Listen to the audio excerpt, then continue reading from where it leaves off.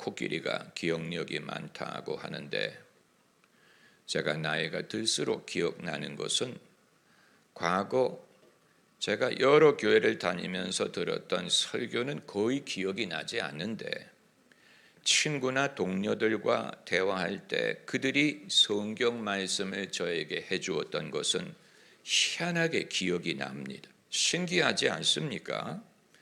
그 당시에 어떤 대화를 나누는지는 기억이 나지 않는데, 그분들이 저에게 인용한 성경 구절이 지금도 기억이 납니다.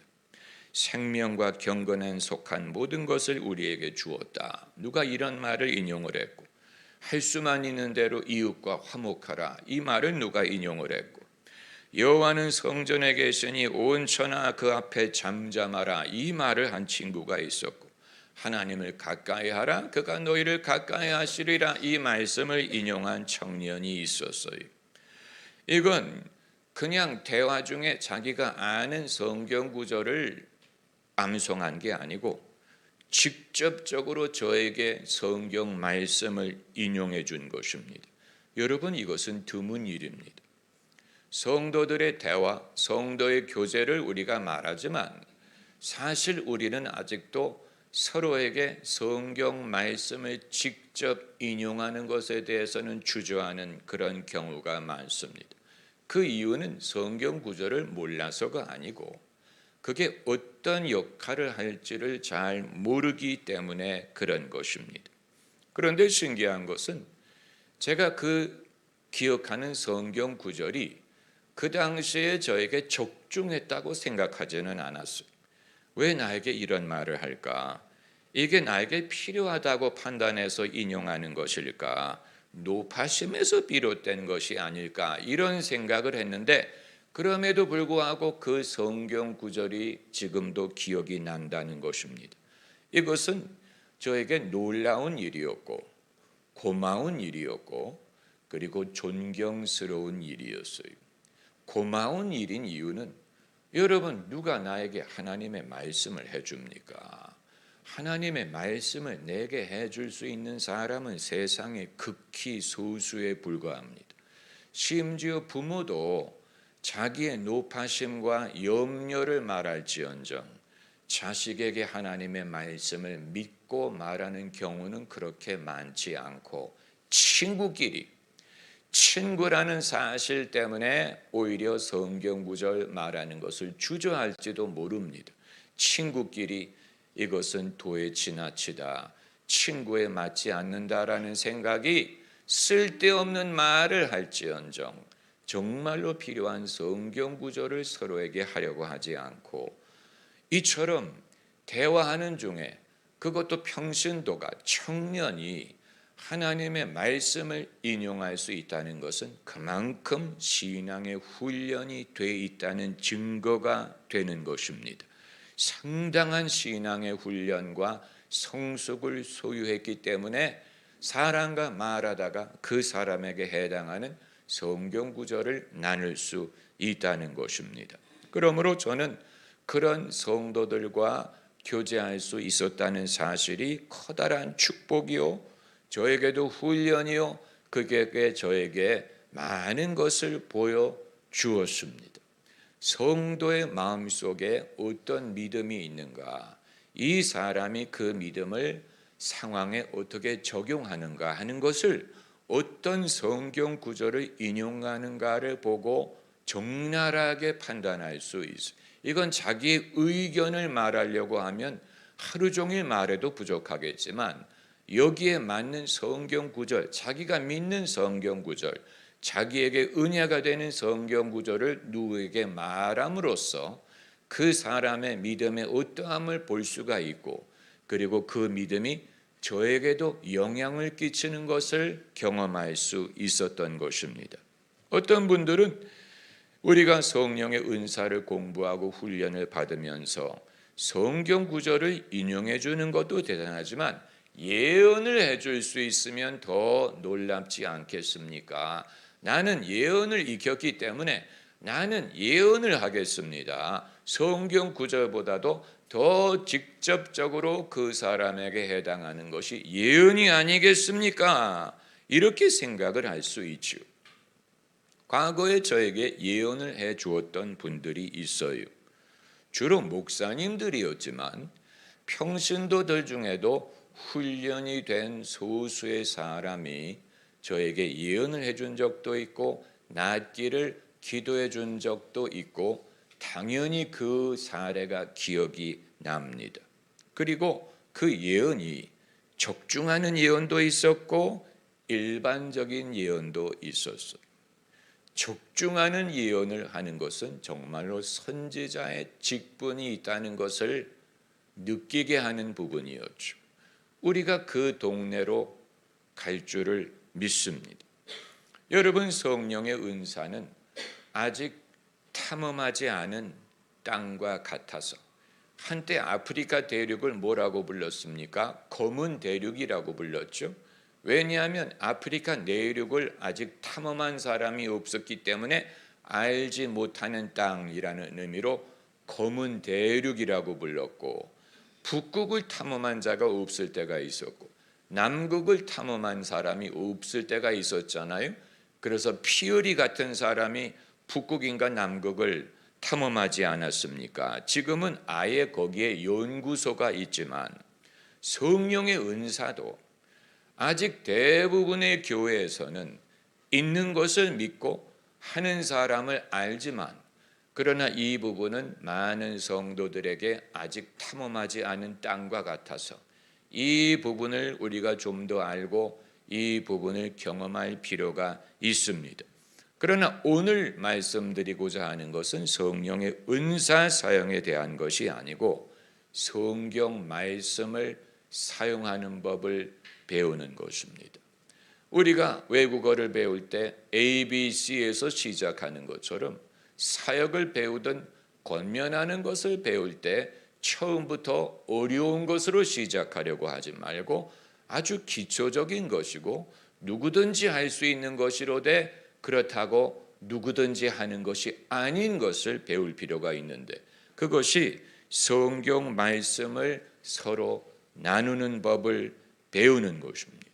제가 과거에 저에게 성경 말씀을 인용했던 사람들을 기억하는 이유는 그런 사람들이 드물었기 때문이에요. 드물어서 많지 않았어요.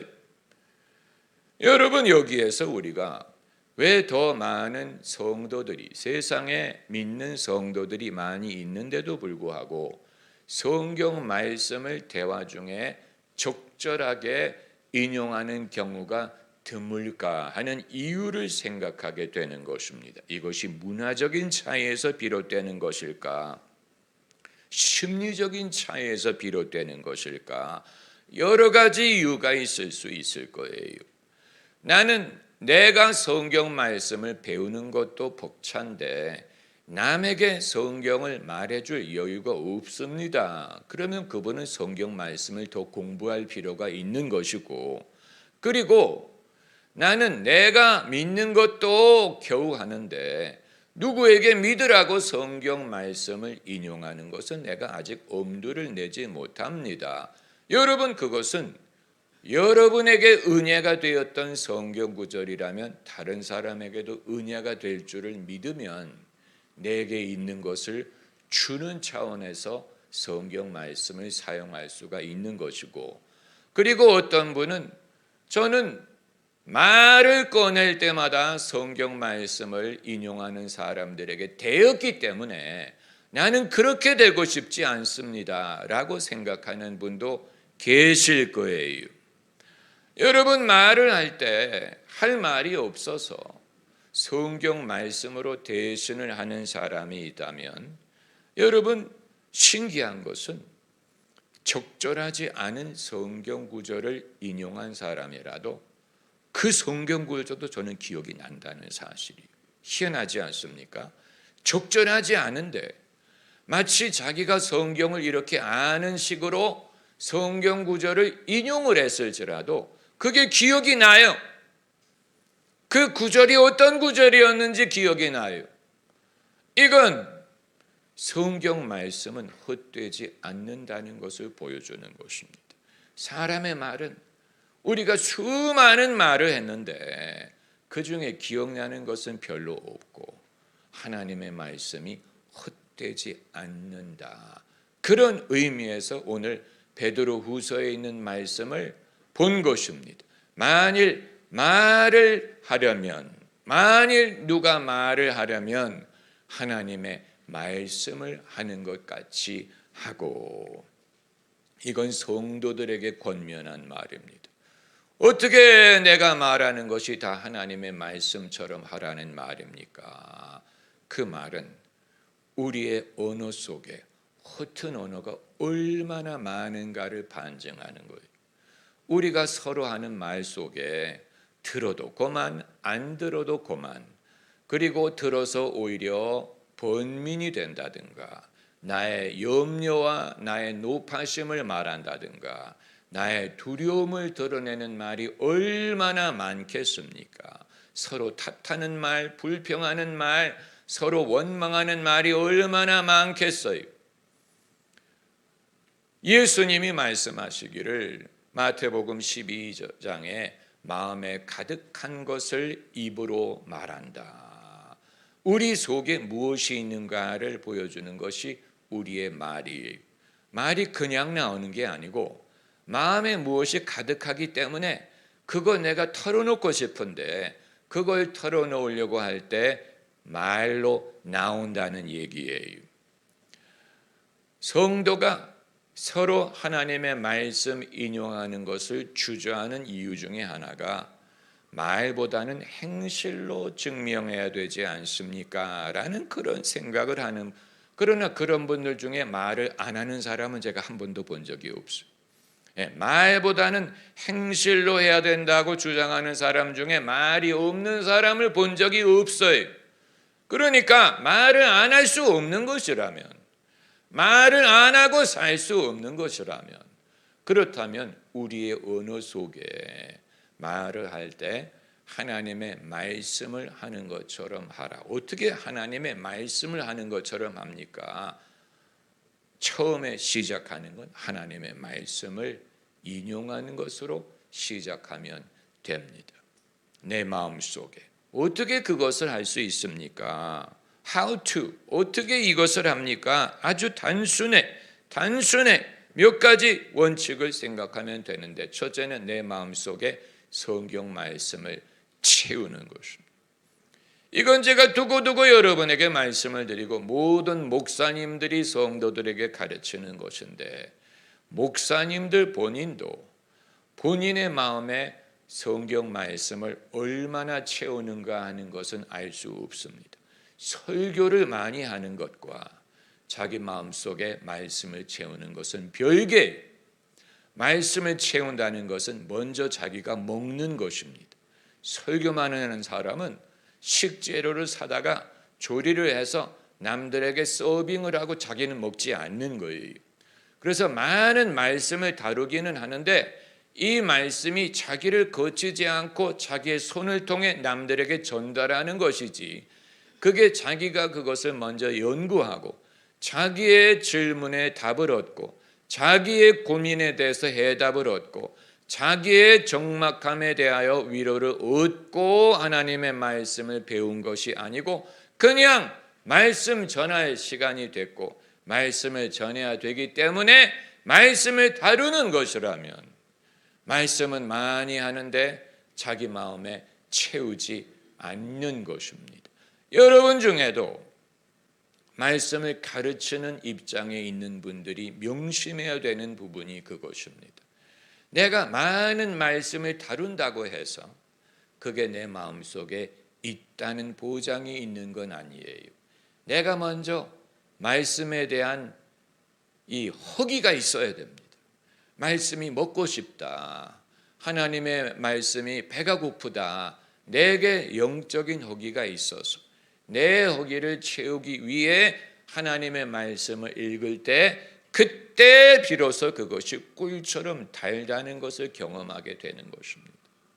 모든 성경이 항상 꿀처럼 단 것은 아니에요. 어떤 것은 쓸 때도 있어요. 불편한 말씀, 어려운 말씀, 어려운 말씀. 예수님의 말씀 중에도 오른뺨을 돌려대라. 어려운 말씀이죠. 심리를 가라. 어려운 말씀이. 70번에 7번이라도 용서해라. 어려운 말씀이. 어렵다고 생각하는 것은 제대로 읽었다는 뜻인데, 그러나 그런 말씀도 성령이 내게 단 말씀으로 변화시킬 때가 옵니다. 할렐루야. 그래서 하나님이 내가 처음 접할 때는 어렵다고만 생각을 했는데 이제 보니까 여기에 지혜가 있고 일리가 있고 이게 옳고 이게 나를 위한 것이고 내가 해야 되고 할 수 있고 함으로 나에게 축복이 된다는 사실을 깨닫게 합니다. 그러므로 첫 번째 단계는 뭐니 해도 하나님의 말씀을 가급적 많이 접하는 것입니다. 요즘에는 방법이 다양하잖아요. 방법이 없어서 못한다고 변명할 수 없어요. 우리가 다 핸드폰에 앱이 있고 여러 종류의 앱이 있어요. 읽는 앱도 있고 읽어주는 앱도 있고 유튜브에 들어가도 성경을 낭독하는 게 얼마나 많은지 몰라요. 우리가 화장실에 있을 때도 그걸 틀어놓을 수 있고 차를 타고 갈 때 운전할 때 틀어놓을 수 있고 집에 앉아 있을 때 틀어놓을 수 있고 그리고 개역 성경이 귀에 안 들어오면 쉬운 성경 버전을 틀어놓을 수도 있고 오늘의 번역을 틀어놓을 수도 있고 외국어를 하는 사람은 외국어를 공부하는 차원에서 외국어 성경을 틀어놓을 수도 있고 그리고 여러 가지 버전을 틀어놓고 읽음으로써 이 버전에서는 읽지 못했던 것을 다른 버전에서 발견할 수 있습니다. 여러분, 이것은 끊임없는 훈련이 필요한 것입니다. 그 목적은 하나님의 말씀을 내 안에 채워놓기 위한 것입니다. 말씀을 알아야 내게 주시는 말씀이 되고 그것을 나눌 수가 있기 때문에. 그리고 두 번째는 성령이 말하게 하심을 따르면 됩니다. 마가복음 10장 11절에 예수님이 너희가 끌려갈 때 무슨 말을 할까 염려하지 말라. 그때 성령이 너희에게 할 말을 주신다 그랬어요. 이게 이제 내 의지로 되는 것이 아니라는 것입니다. 끌려갈 때 무슨 말을 할까 염려하지 말라. 그때 성령이 너에게 말씀을 깨우치신다. 하실 말씀을 주신다. 성령이 말하게 하실 때가 있다는 사실이. 우리가 사람들하고 대화할 때, 가족들하고 대화할 때 그게 가장 어려워요. 가족들하고 대화할 때 하나님의 말씀을 하는 것처럼 하는 게 어려워요. 가까울수록 그게 어려워요. 그럴 때일수록 기도해야 돼. 대화하는 중에 기도해야 돼. 하나님, 지금 내가 무슨 말을 하겠습니까? 하나님, 내가 감정에 의해 말하지 않게, 내가 다투는 말을 하지 않게 해주세요. 하나님, 내가 지금 말을 해야 된다면 하나님의 말씀을 하는 것처럼 하게 해주세요. 그렇게 한다고 100이면 100, 그 대화가 즐겁게 변한다는 보장은 없으나, 그러나 적어도 내가 성미로서 흥분에 의해서 말하는 것을 절제할 수 있을 것입니다. 그리고 상대방의 영혼을 살리려고 한다면 당연히 하나님의 말씀을 할 수밖에 없는 거예요. 왜냐하면 살리는 것은 무엇이니? 영이니 육은 무익하니라. 상대방의 영혼을 살리고자 한다면 내가 그 사람에게 육신에서 나오는 말을 하겠습니까? 욕심에서 나오는 말을 하겠습니까? 두려움에서 나오는 말을 하겠습니까? 그렇잖아요. 우리가 하는 대부분의 말이 두려움과 염려에서 나와. 두려움과 염려. 너 그렇게 해서 뭐가 되려고 그러니? 너 장가는 갈 거니? 시집은 갈 거니? 애는 언제 낳니? 언제 네 집을 장만할 거니? 너 언제 재구실을 할 거니? 이 모든 말은 두려움에서 나오는 말이에요. 당연히 두렵지요. 염려가 돼요. 그러나 그건 내 차원에 가둬놓는 게 낫지. 내가 염려하는 것을 왜 구태여 남에게 말을 합니까? 그건 내가 이런 염려를 하고 있다는 것을 노출시키는 것 아닙니까? 내가 이런 염려를 하고 있어. 우리 엄마가, 우리 아빠가 이런 염려를 하고 있어. 그건 노출시켜서 그러면 이제 염려하는 사람이 두 사람으로 불어나게 되는데, 한 사람에게서 두 사람으로 불어나게 되는데, 이건 불행한 사람이 한 사람에서 두 사람으로 늘어나게 되는 거예요. 더 많은 사람이 불행해지는 거예요. 더 많은 사람이 염려하게 되는 거예요. 나는 말을 하면 뭔가 도움이 될 줄로 생각하고 말을 하는데, 그게 내 염려를 남에게 옮겨주고 같이 염려하게 하는 것이라면 아무 도움이 되지 않는 거예요. 아무 도움이 되지 않아요. 우리가 누구와 대화할 때 그 사람이 말을 꺼내지 않아도 그 사람이 지금 어떤 염려를 하고 있는 게 느껴져요. 당연히 느껴지지요. 아마 이런 염려를 하고 있을 거야. 그렇기 때문에 말을 하지 않아도 내가 지금 생각이 많다는 것을 상대방도 알고 있어요. 그럴 때는 둘 다 하나님의 말씀을 기다려야 됩니다. 할렐루야. 왜냐하면 그 이외에는 우리를 살릴 수 있는 말이 없기 때문에. 너희는 마음에 근심하지 말라. 하나님을 믿으니 또 나를 믿으라. 어찌하여 의심하였느냐. 믿음이 적은 자여. 할 수 있거든요. 무슨 말이냐. 믿는 자에게는 능치 못할 일이 없느니라. 아무것도 염려하지 말고 오직 너희 구할 것을 기도와 간구로 감사함으로 하나님께 모든 지각에 뛰어난 하나님의 평강이 그리스도 예수 안에서 너희 마음과 생각을 지키시리라. 두세 사람이 합심하여 무엇이든지 구하면 내 아버지께서 이루어 주시리라. 구하라 그리하면 주시리라. 성경 말씀은 그냥 말하세요. 할 말이 없을 때, 내가 할 말이 없을 때 이 상황에 대하여 무슨 말을 할 것이냐, 염려하지 말라고 했어. 기도하시라고 해. 기도하라고 하셨어. 아무것도 염려하지 말라고 하셨어. 물에 빠졌을지라도 기도하면 돼. 물에 빠졌을 때도 주여 나를 도우소서. 나의 도움이 어디서 올꼬? 천지를 지으신 여호와에게서로다. 너는 가만히 있어 여호와의 구원을 볼지어다.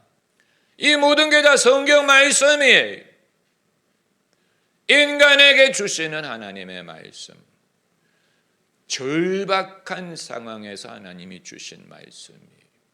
어느 구절도 팔자 좋은 사람에게 하신 게 아니고, 물에 빠졌거나 이제 오라버니가 죽었거나 홍해 앞에 적군이 쫓아오거나 무슨 풍랑에 배가 가라앉을 것 같거나 이런 절박한 상황에서 하나님이 주신 말씀들이었기 때문에 그런 상황에서 하나님이 먼저 말씀을 주셨어요. 그런 상황에서 먼저 말씀을 하셨어요. 내가 이 일을 할 줄을 믿느냐? 두려워 말고 믿기만 하라. 절박한 상황에서 주님이 말씀부터 하셨어요. 왜 의심하였느냐? 믿음이 적은 자요. 이런 상황에서 베드로가 물에 빠질 때 주님이 말씀하셨고, 풍랑을 만났을 때 너희가 어찌하여 두려워하느냐? 너희가 믿음. 주님이 말씀부터 하셨어요. 오라버니에 대해서 우는 그 누이에게 하나님을 믿으면 영광을 보리라 하지 않았느냐? 말씀부터 하셨어요. 말씀을 통하여 그 영혼이 두려움과 염려에서 믿음으로 변하기를 요구하셨어요. 그리고 하나님이 역사하신 것입니다. 할렐루야. 하나님도 그냥 행동만 하신 게 아니고 말씀과 행동을 병행하셨어요. 할렐루야. 왜냐하면 믿음은 들음에서 나기 때문에 하나님의 말씀을 들음으로 납니다. 무엇보다도 이렇게 할 수 있다는 사실, 그리고 이렇게 해야 한다는 사실을 알면 그걸 몰랐기 때문에 안 한 거예요.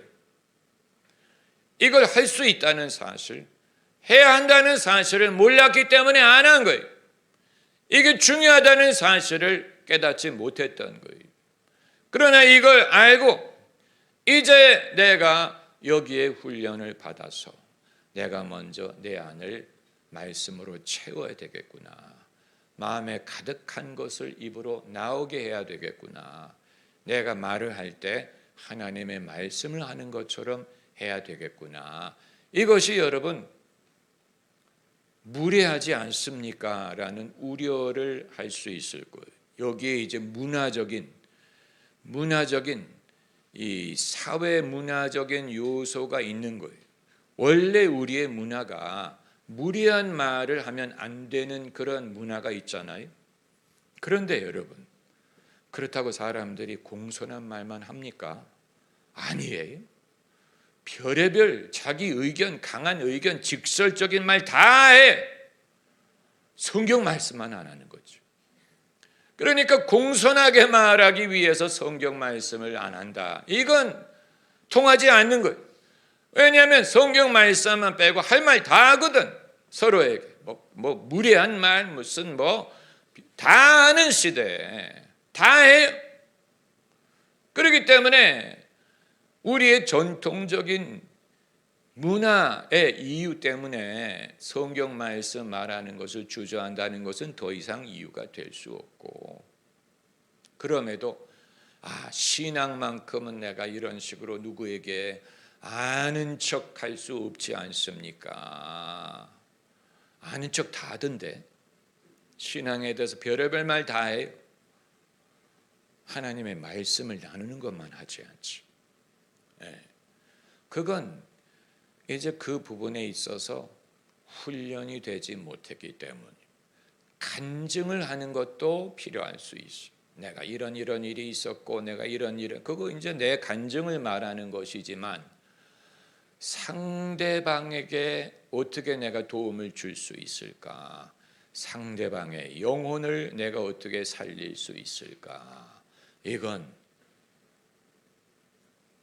잠언에 있는 말씀처럼 경우에 합당한 말은 아로새긴 은쟁반의 금사관이라. 잠언 이런 성경 구절이 있다는 사실을 아셨어요?